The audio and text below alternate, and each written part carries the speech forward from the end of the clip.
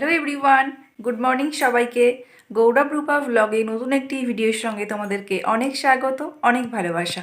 তোমরা সবাই কেমন আছো? আশা করছি সবাই ভালো আছো, সুস্থ আছো, আর আমরাও ভালো আছি। এখন সকাল 6:30 বাজে। আজকের ব্লগটা আমি এখন থেকে শুরু করছি। তোমরা পুরো ভিডিওটা প্রথম থেকে শেষ পর্যন্ত দেখতে থাকো, আশা করছি ভালো লাগবে। ঘুম থেকে উঠেছি 5টার সময়। বাসি কাজকর্ম আমার সব হয়ে গেছে, ওগুলো আর শেয়ার করলাম না। তো বিছানাটা গোছালাম, ঘরটার সব ঝাড় দেওয়া কমপ্লিট। এবার বাসি কাপড়টা ছাড়বো, তারপর একটু চা খাবো আজকে, তারপর যাব রান্নাঘরে। তো গিয়ে দেখি রান্নাবান্না কী হয়। তোমরা স্কিপ না করে পুরো ভিডিওটা কন্টিনিউ করো।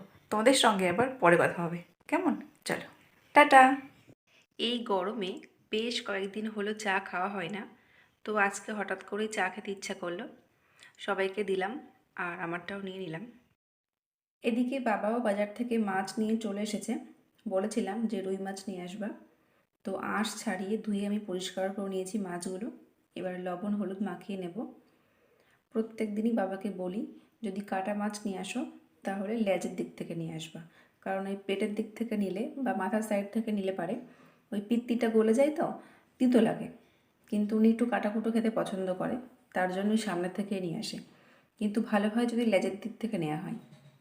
এবার যেহেতু উনি কাটাকুটো খেতে পছন্দ করে, তার জন্য সামনে থেকেই নিয়ে আসে। হাজারবার বলেও কোনো লাভ নেই। এবার মাছের তেলের মধ্যেও লবণ হলুদ মাখিয়ে নেব। এই মাছের তেলের সঙ্গে বেগুন, লঙ্কা, পেঁয়াজ কুচিয়ে ভাজা ভাজা করলে গরম ভাতের সঙ্গে জাস্ট অসাধারণ লাগে। তারপর দেখি মা কুমড়োর ফুল তুলেছে, কুমড়োর ফুলের বড়া ভাজা হবে। এই দেখো বন্ধুরা, সেই কালো লঙ্কাগুলো পেকে লাল লাল হয়ে গেছে। এই লঙ্কাগুলো যে এত ঝাল কি বলবো। তো যাই হোক, মাছগুলোকে আমি ভাজতে বসিয়ে দিয়েছি, আর এক পাশে বসিয়েছি ডাল সিদ্ধ। বাবার আবদার আম দিয়ে টক ডাল খাবে। তো দেখো ডালটা আমার ফুটেও গেছে। তো চলো বন্ধুরা, রান্নাবান্না কমপ্লিট করি, তারপর ফাইনালি শেয়ার করব আজকে কী কী রান্না হলো, কেমন? তো চলো বন্ধুরা, রান্না আমার কমপ্লিট।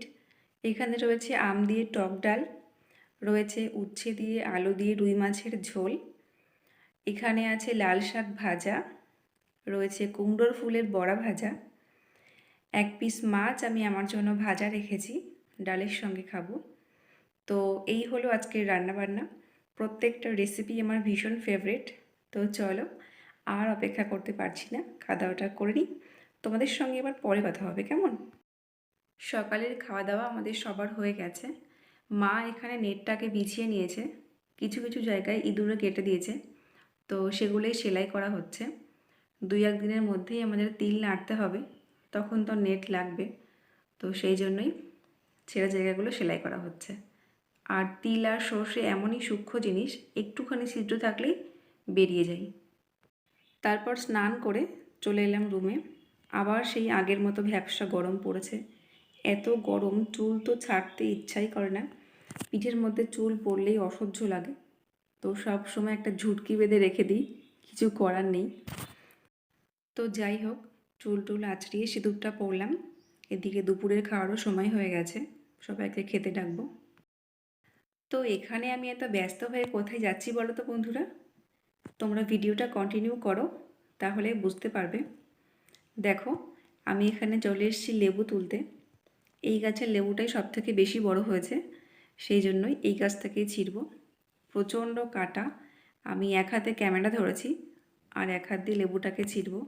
মাথায় আমার কাটা ফুটে যাচ্ছে। এই দেখো, পুরো আঙুরের মতো থোকা থোকা লেবু ধরেছে, এখান থেকেই একটাকে ছিঁড়ব। তো তোমরা এখানে যেরকম সাইজ দেখতে পাচ্ছ, এর থেকে ডাবল সাইজ হবে। অনেকটা বড় হয় এই লেবুটা, আর খুব রস হয়।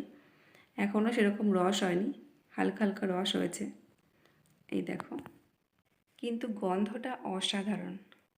তো এখানে ভাতের মধ্যে আমি লেবুর রসটাকে চিপে নিয়েছি, একটু জল আর লবণ দিয়ে মাখিয়ে নিয়েছি, আর নিয়েছি এক পিস কুমড়ো ফুলের বড়া। এখন এটা দিয়ে খাবো। দুপুরে খাওয়া দাওয়াটা হলো বন্ধুরা। এখন বাজে হচ্ছে 3:15। তো লেবু দিয়ে খেয়ে সত্যি শান্তি পেলাম।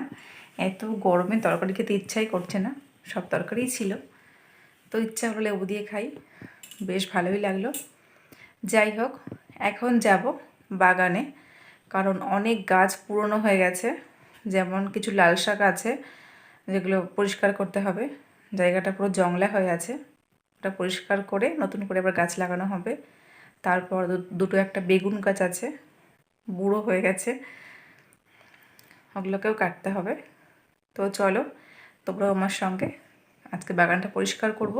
তারপর ওখানে নতুন করে লাল শাক, নতুন করে বেগুনের চারা, আরও অন্যান্য গাছপালা লাগাবো। তো তোমরা পুরো ভিডিওটা স্কিপ না করে কন্টিনিউ করো, আশা করছি ভালো লাগবে। তো চলো, টাটা। চলে এলাম সবজি বাগানে। বন্ধুরা, যে বেগুন গাছটা আমি কাটছি এটা অনেকটা পুরনো। একটা সময় প্রচুর বেগুন হয়েছিল এই গাছটায়, কালো কালো বড় বেগুন হয়, খেতেও বেশ ভালো। এখন তো গাছটার বয়স হয়ে গেছে আর কুকড়েও গেছে, এখন আর বেগুন ধরবে না। সেই জন্য ওকে কেটে দিলাম, নতুন করে এখানে আবার চারা বসানো হবে। প্রচণ্ড রোদ্দুর লাগছে গায়ে, এখন ওই 3:30 মতো বাজে। অনেকটা জায়গা পরিষ্কার করতে হবে, সেজন্যই সকাল সকালই এসেছি। তো এখানে কিছু আগাছা ঘাস হয়েছে, সেইগুলোকেই পরিষ্কার করছি।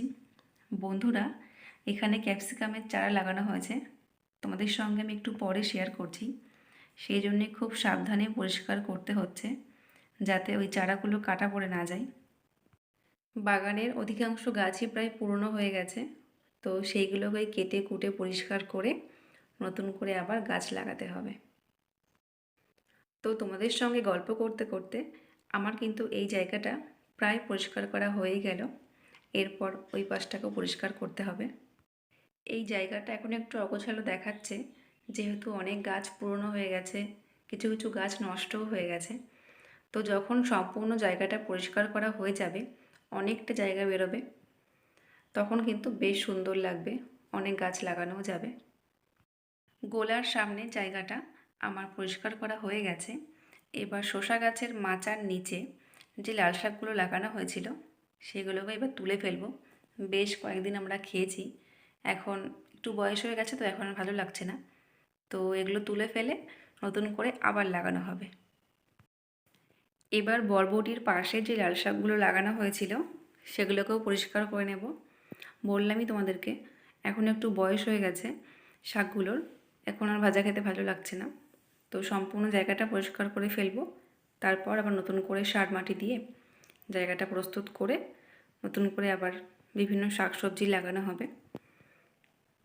আর সাদা ডাঁটাগুলো এখনও খাওয়ার মতো হয়নি, অনেকটা বড় হয়েছে, আরও কয়েকদিন রাখতে হবে, তাহলে মিষ্টি হবে। দেখো বন্ধুরা, জায়গাটা কত সুন্দর করে পরিষ্কার করে নিয়েছি। এই যে সেই ক্যাপসিকামের চারাগুলো, তারপর এখানে তারা ফুলের চারাও লাগানো হয়েছে, ফুলও ফুটেছে, তোমরা দেখতে পাচ্ছ।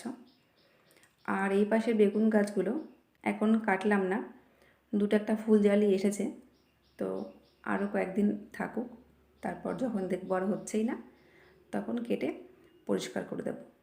আর লাল শাকের জায়গাটাও পুরো পরিষ্কার করে নিয়েছি, এই দেখো। আর এ পাশে সাদা ডাঁটাগুলো বেশ বড় হয়েছে, মোটাও হয়েছে, কিন্তু এখনও মিষ্টি হয়নি, আরও কিছুদিন থাকবে, তারপর মিষ্টি হবে। দেখতে কিন্তু খুব সুন্দর লাগছে। আর বরবটিও প্রায় শেষ মুহূর্তে, আর কয়েকদিন থাকুক, দুটো একটা যা হয় খাওয়াটা চলুক, তারপর তুলে দিয়ে নতুন করে আবার লাগানো হবে। শশার মাচার নিচে যে লাল শাকগুলো লাগানো ছিল, এবার ওই জায়গাটা একটু পরিষ্কার করে নেব। বেলাও চলে যাচ্ছে, সন্ধ্যা হতে চললো। তো বন্ধুরা, আজকে এই পর্যন্তই থাকুক, বাকিটুকু কালকে আবার দেখা যাবে। তো চলো। বিকালবেলা বাবা লিচু এনেছিল, তখন আর খাওয়া হয়নি। তো সন্ধ্যাবেলা লিচুগুলো নিয়ে আমরা সবাই টিভির সামনে বসে গেছি। একটু ফ্রিজে রেখেছিলাম, সেই জন্যই গাটা কেমন ঘেমে গেছে। যে কোনো ফল ফ্রিজে রাখলে একটু ঠান্ডা হয়, তো খেতে কিন্তু দারুণ লাগে, তাই না? তারপর চলে এলাম একেবারে রাতের ডিনারে, রয়েছে রুটি আর ডিমের ভুজিয়া। তো বন্ধুরা, আজকের ভিডিওটা এখানেই শেষ করছি। ভিডিওটা তোমাদের কেমন লাগলো অবশ্যই কমেন্টে জানিও। যদি ভালো লাগে থাকে প্লিজ প্লিজ আমার চ্যানেলটি সাবস্ক্রাইব করে দিও এবং পাশে থাকা বেল আইকনটি প্রেস করে অল নোটিফিকেশান অন করে নিও। তো চলো বন্ধুরা, তোমাদের সঙ্গে দেখা হবে নতুন কোনো ভিডিও নিয়ে। ততক্ষণে তোমরা সবাই ভালো থেকো, সুস্থ থেকো।